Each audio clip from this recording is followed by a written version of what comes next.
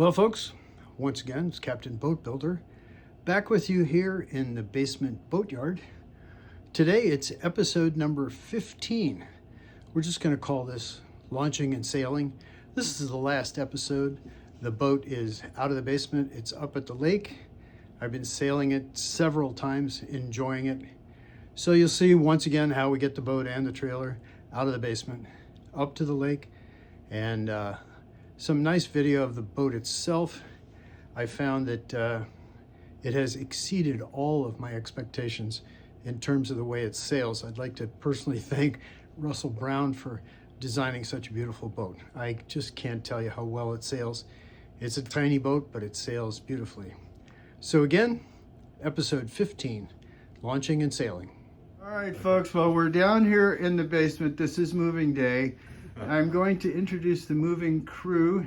These are people with strong backs and weak minds. From left to right, we've got Scott. We've got Max. We've got Bob. We've got Ralph.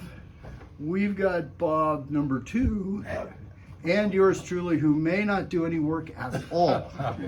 Okay, so that's the crew. These are friends and neighbors going back longer than I can tell you. So the first move, which I will photograph in a minute, is we're going to move this boat right here over to this couch. Down to take that end of the trailer. Okay, so now you've seen the initial excitement. We've moved the boat to the couch. I know you're on the edge of your seats. The second part is moving the trailer up the stairs. Okay, folks, now we have the crew getting ready to move the trailer up the stairs. They're rotating on its side. Be careful, go slowly. Look at that. How you guys doing? You need some help? Yeah, wait a second. You're in down. You guys need some help, let me know. Look at that. There they go. Oh, this is fantastic. Look at that. You guys look so, oh. Remember, this is the lightweight trailer. All right, down. This is a lightweight trailer. Okay, Bob number 2 is trapped. Ah. You all right, Bob? I think so. Take your head off. Okay, they've done a great job. So now I've got the boat rigged up on the trailer, getting ready to take it up to the lake. Wanted to rig it up, make sure I've got all the pieces that I need and that everything works the way I thought it was going to work. One of the things I was concerned about was the rake of the mast. It's a little hard to tell from this picture, but if you look at the line of the boat, line of the trailer, I think the mast has a slight aft rake, excuse me, which is what I was looking for. Also, it's a little hard to tell with the sail up because the sail sort of interrupts the view a little bit, but I think, no, it's really quite hard to tell. But I think that the mast is pretty much square left and right, so I'm pleased with that. So the mast position turned out to be pretty good, and I'll know as soon as I start sailing it. But it's on the trailer, it's ready to go, it's all rigged up. You can see the rig comes complete. Comes complete from Chesapeake Lightcraft. Every single line, everything you need is right here. And we've got the rudder and the dagger board. And we're just about ready to go. So I'll be putting the fenders on the trailer, strapping the boat down. Gently, of course.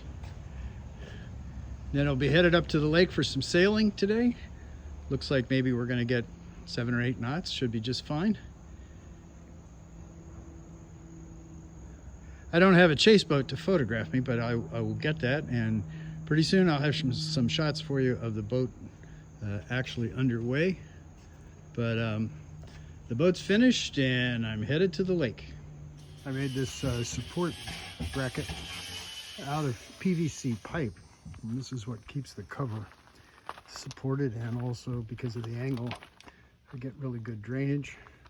Hangs over the front here in a little bit for ventilation. Just used a little support here, and I've got a support leg in the middle. PVC is pretty darn flexible. And then I use this bracket that I connected to the rear gudgeons with the pintles, and this is what supports the cover. It's lightweight, it was cheap, and it seems to work pretty well. So here's a picture of the cover that I'm using. This is a standard John boat cover for 14-foot John boat. You can see that the length is just about right, and it's got good overlap on the sides, goes almost all the way down. You can also see that it's open mostly here in the front. A little bit of ventilation right here. This is part of the support network that I made. It's just clamped to that. And walking around here to the back, seems like it's going to be a good cover. It wasn't very expensive. I closed it up in the back, but I'll probably leave it open for ventilation. So that's what the cover looks like. For any of you that think that a standard John boat cover might be an easy and relatively inexpensive way to cover your boat, I just wanted to show you, this is the cover that I ordered. I ordered this through Amazon. Here's the description. It was 66 bucks. I think that's a pretty good price, and I'm hoping that it lasts a long time. But this is the standard John boat cover that I used for the boat. For those of you who've been with me for a while, you know that I spent a lot of time trying to figure out how to get the mast exactly straight. I do have a little bit of an aft rake, which I like, but I was really working on trying to get it straight port to starboard. And what I've done is I got the mast installed here, and I'm using a string from the tip up there down here to the side. And I'm measuring it right here, and it's right in alignment with this part of the boat, the back side of that little piece of wood right there. And I've measured it from the other side, and I'd say within the 1/16 of an inch or a quarter, it's just right. And the only variable, I've moved the mast from left to right within the confines of the tube. And the only variable is the stretch of the string, and I tried not to stretch it and tried to make it the same. So I'm pretty confident now that the mast left to right is about as straight as I can get it. Well, it's taken a year, but it was worth it. So here's the little boat on the ramp, getting ready to float for the first time. And I can't wait. So here's the boat sitting at the dock, sitting right on its lines. And I think you can see here pretty clearly a slight aft rake in the mast, which is what I wanted.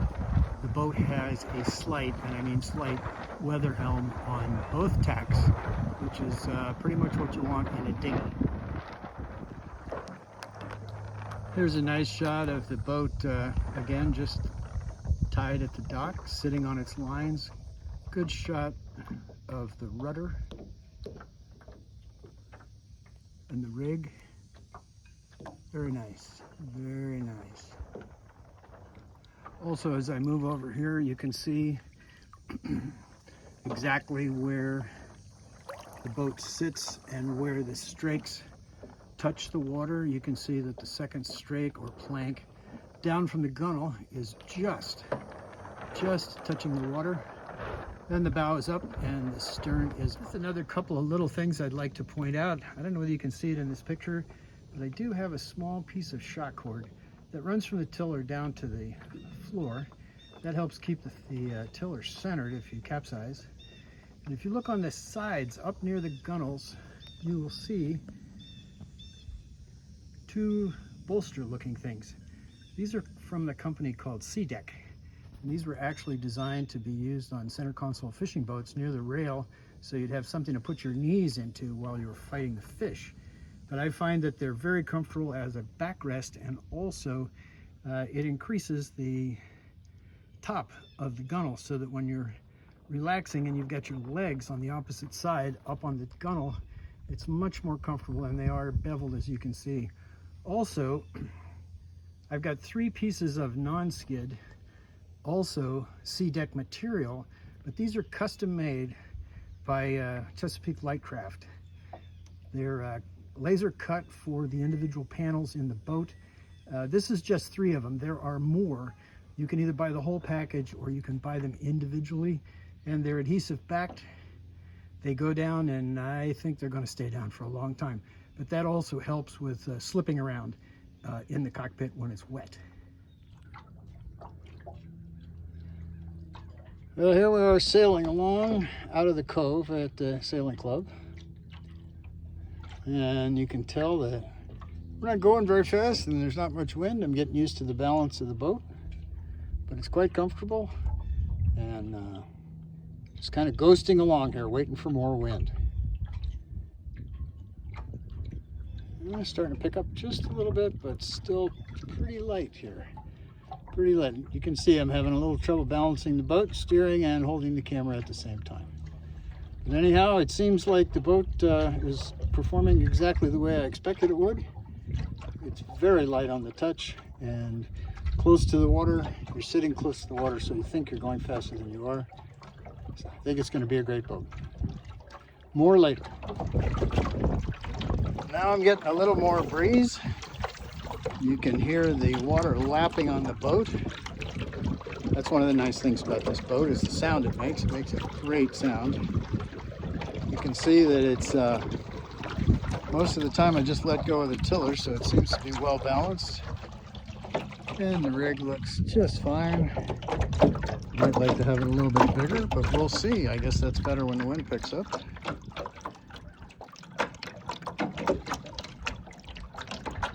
We're sailing in the cove and the wind is kind of up and down.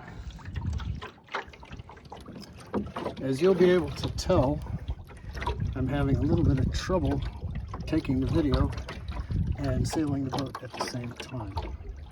It's pretty light winds here on the lake. As you can see, there's hardly any waves at all. But the boat's moving very, very nicely, very smooth. I'm just sort of sitting here right in the middle of the boat for balance. There's not even enough wind for me to lean much against the other side. The wind's picking up just a little bit. I do apologize for the quality of this video. It's pretty terrible. But I'm just trying to show you what the boat's like, and what I'd like for you to notice, which is very, very attractive about this boat, because the planks are essentially flat, even though they are curved. It makes such a nice sound going through the water.